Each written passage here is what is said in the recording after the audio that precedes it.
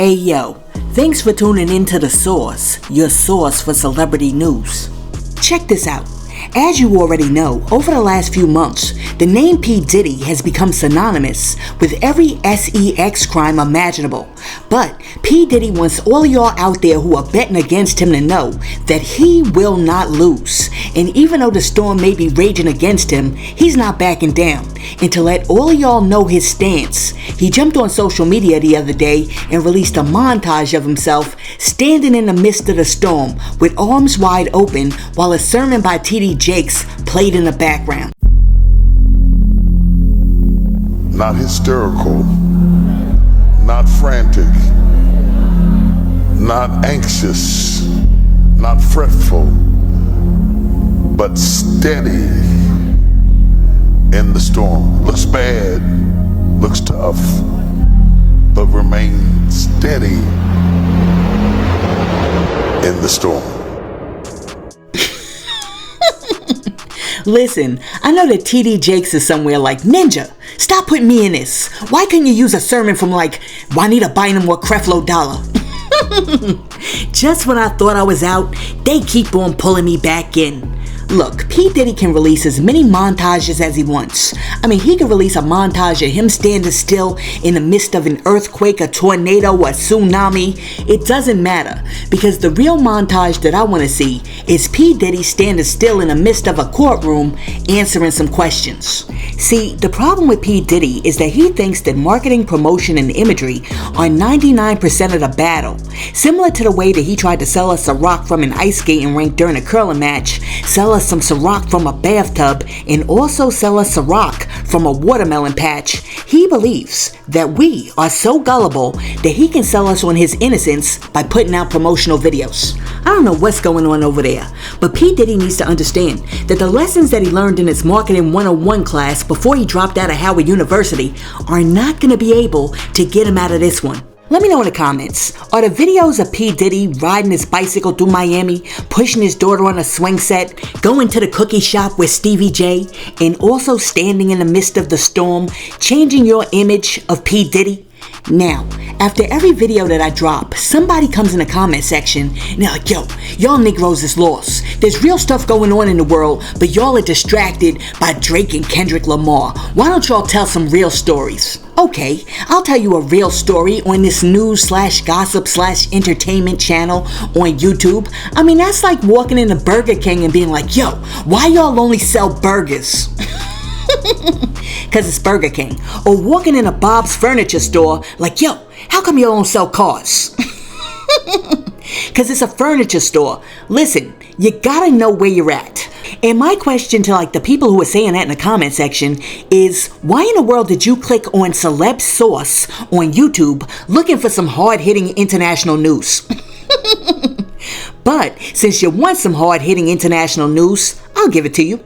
The International Criminal Court, also known as the ICC, has threatened to issue warrants to senior Israeli leaders, including Israeli Prime Minister Benjamin Netanyahu, for crimes against humanity and possible genocide. In response to the pending warrants, Netanyahu jumped online and issued the following response. You have to hear this to believe this. The International Criminal Court in The Hague is contemplating issuing arrest warrants against senior Israeli government and military officials as war criminals. This would be an outrage of historic proportions. International bodies like the ICC arose in the wake of the Holocaust committed against the Jewish people.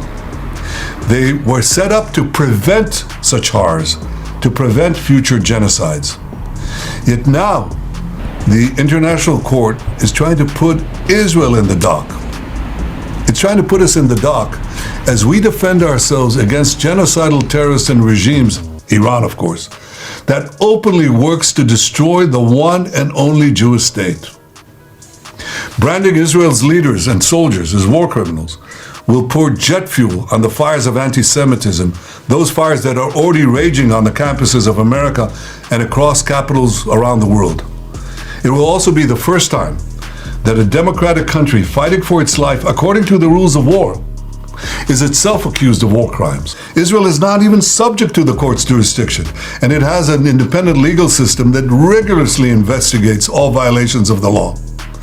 Rather, this ICC attempt is an attempt to paralyze Israel's very ability to defend itself. Government and people of Israel reject outright this grave threat to our security, this grave threat to our very existence. And I want to assure you, no ICC action will impact Israel's ironclad determination to achieve the goals of our war with Hamas terrorists. We will destroy Hamas's military and governing capabilities in Gaza. We will release all our hostages, and we will ensure that Gaza never poses a threat to Israel again. Israel expects the leaders of the free world to stand firmly against the ICC outrageous assault on Israel's inherent right of self-defense. We expect them to use all the means at their disposal to stop this dangerous move. 6 months after the terrible Hamas massacre of October 7th, 80 years after the horrors of the Holocaust, the Jewish state calls on decent people everywhere to reject this outrage by the ICC, to stand with Israel as we fight the barbarians of Hamas and Iran, and as we work to secure a more peaceful world. All right, so the question here is, would the ICC be right if they brought charges up against Netanyahu and them for basically pulverizing the Gaza Strip to get back at Hamas? Or is the ICC wrong? Because as they say, all is fair in love and war, and sometimes you gotta blow up everything to win the war. Let me know in the comments. And while you're down there leaving a comment, be sure to like and subscribe to the channel. Listen, let me tell you something. I believe that the viewers on this channel are some of the most intelligent viewers on YouTube. So I believe wholeheartedly, with all my faith, that we can engage in a high-level conversation without getting all grimy with it. Since this war began, and I told you I'm a pacifist, since this war began, everybody's been picking sides. Whole lot of people like Israel's right because God promised them the land, and then a whole lot of people are like Palestine is right because after World War II, the government gave them the land. Alright, so here's the thing. I'm going to give you a piece of information, right? And then I'm going to ask you a question that one of my college professors asked me when I was in school, and that is, who does the land belong to? Ready?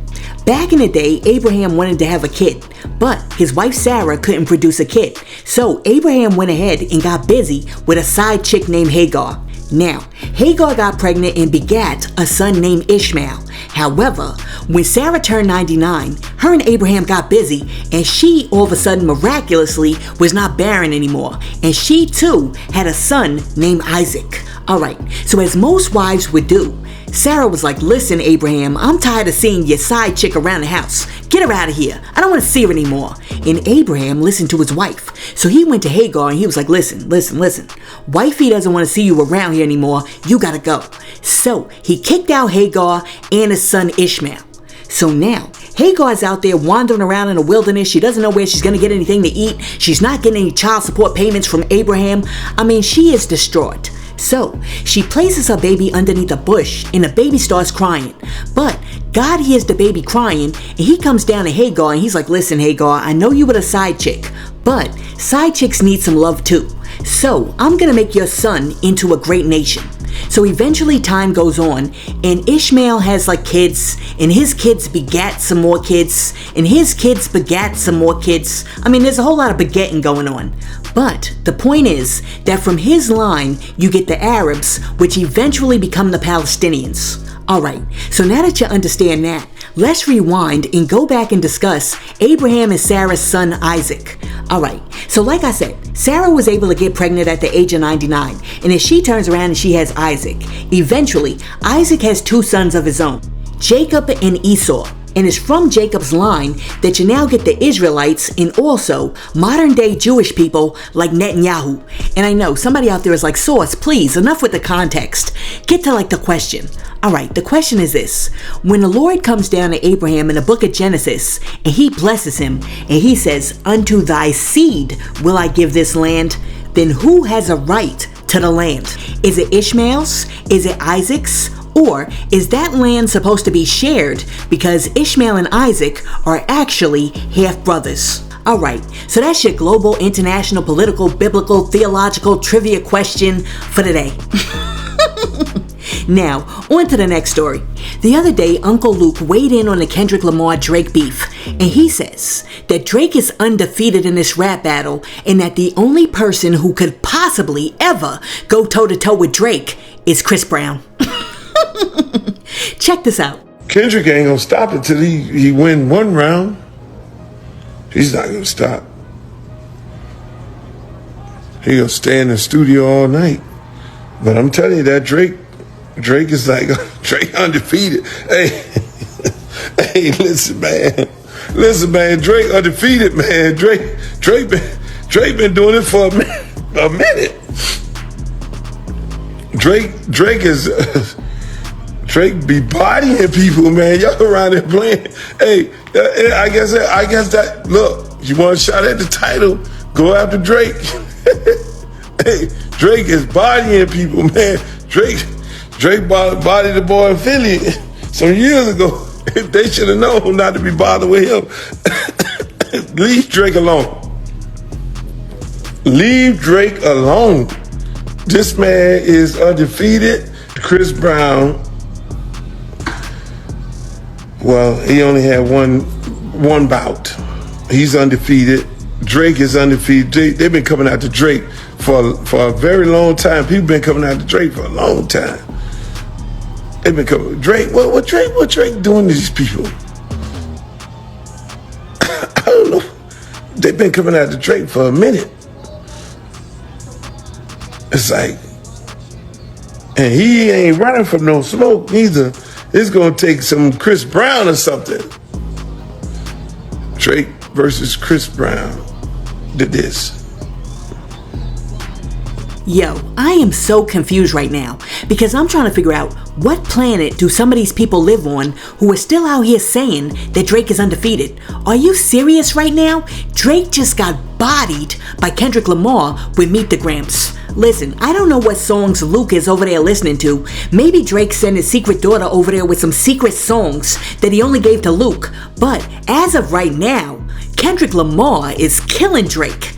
Well, after Uncle Luke posted that video, a whole bunch of people came in a comment section and one person said, it's obvious he's senile. Kendrick Lamar has been murdering Drake. And then somebody else was like, dementia maybe? And then somebody else was like, Unc, go back to bed. And then somebody else was like, Pusha T somewhere laughing hard at this. You know something? You know what I realized the other day? I was watching an interview with Joe Budden talking to DJ Academics, and I realized that Drake's core fan base will never ever admit that he took an L. They will never ever admit that he got defeated. Not even once. I mean, DJ Academics actually questioned whether or not if Drake was to pack up his ish and not respond to Kendrick Lamar and go on vacation right now, whether or not that would be counted as an L. Check this out. Okay. So if you're Drake, and I think one of the reasons why Kendrick dropped today on the Family Ties record, he says, "Yo, I'm about to go on vacation." Almost basically saying, you know what? Which, by the way, is interesting because Drake at first was saying, "No, not this time. You're not getting away." But it feels like Drake is saying, "I'm good. You know, I'm good. I'm good off of this shit. Like I'm about to dip." Me and you spoke for an hour yesterday, and I said, the best thing for Drake to do, this is when you accused me of only giving Kendrick advice. I said, the best thing for Drake to do is find out. And on the end of that amazing record he put out, he found out. What was that? Him. You just told me that out. Yo, I'm going on vacation. I'm not even doing this with y'all no more. Yeah, but if you go on vacation and, like, again. If you go on vacation, you admit defeat. If you go on vacation and he bombs on you 2 more times, like, I don't think this is the last bomb. If you go on vacation right this second and nothing else happens, or even if Kendrick bombed one more time, he could save face. His audience is big enough they might not give a fuck. But no, it's not about his audience. Do we just say it's an L though? Oh no, it's an L. It's an L. I'm saying that as objective as possible.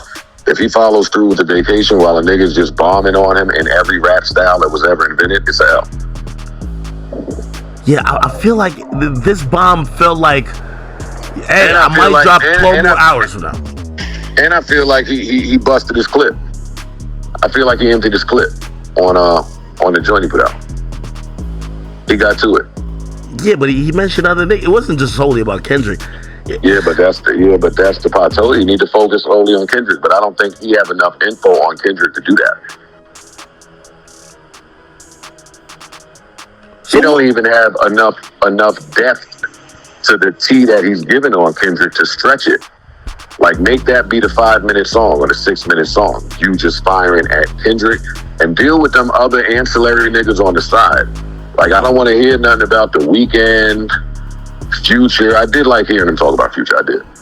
But I mean, we didn't have anything for Future. That's the only. We knew that already. And, he spared Future a lot of grace. He said, "I really don't even know why this is happening." He basically just said, "Man, fuck Metro again." Yeah, like this is him, Metro. I wanted to see him and Kendrick. I think they over-delivered. I'm pleased if this shit ends now. Really? Like when you started streaming, I put the YouTube on my TV.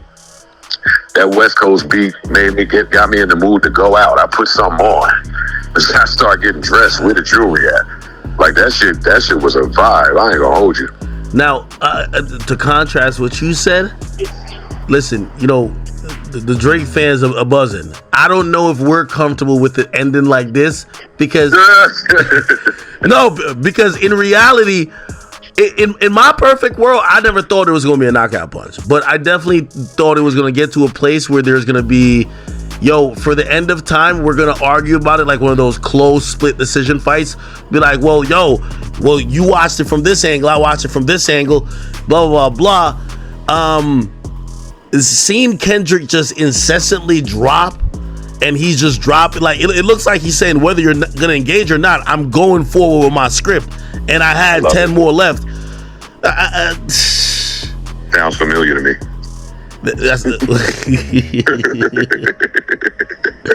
What do you do if you're Drake? What do you do if you're Drake?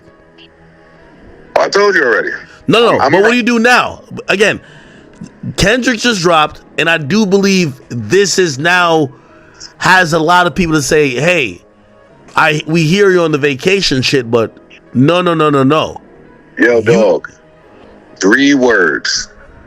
It's 3 words. Time stamp Drake.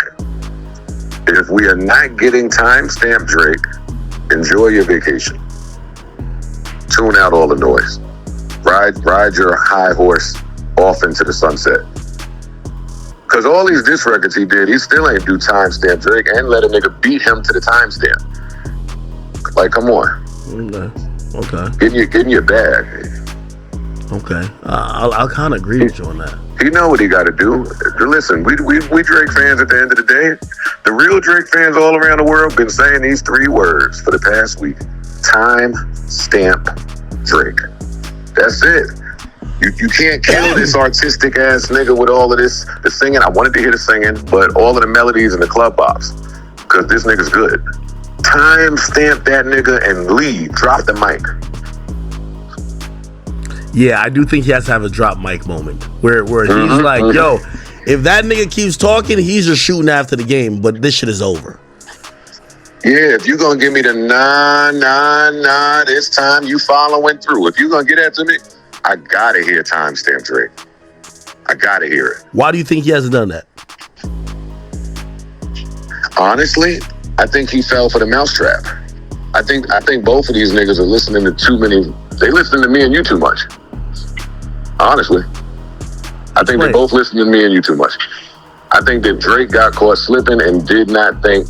I think the same way they're saying Kendrick got fed false information, I think Drake did too. I think Drake had it under good belief that Kendrick had 1 fire track in him and that was it, or maybe 2 at the most, or maybe wherever he was in life didn't have him in a space where he could write every day and just fire and bomb on him. I do not think Drake expected that at all. The way Kendrick stepped on that release last night was disrespectful. It was offensive. It was a genius thing to do. Have an evergreen diss track in the tuck for when as soon as he load, I'm on his ass. Like, and that's kind of some of the behaviors we expected to see from Drake. Or at least he was sounding like it. But again, don't talk tough when the nigga you looking for is not outside. Once he get outside, yeah, come on, show me something. I need timestamp Drake 1 time. 1 time, 6 minutes. Pick a city, any city you want, nigga. You the boy. It's time. Go. Do it.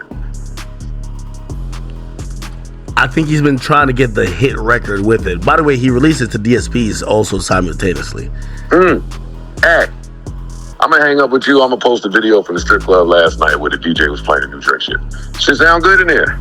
It sound good. That shit is hard. You did that already. You did it. We know you could do it. A hit don't do nothing for Drake no more.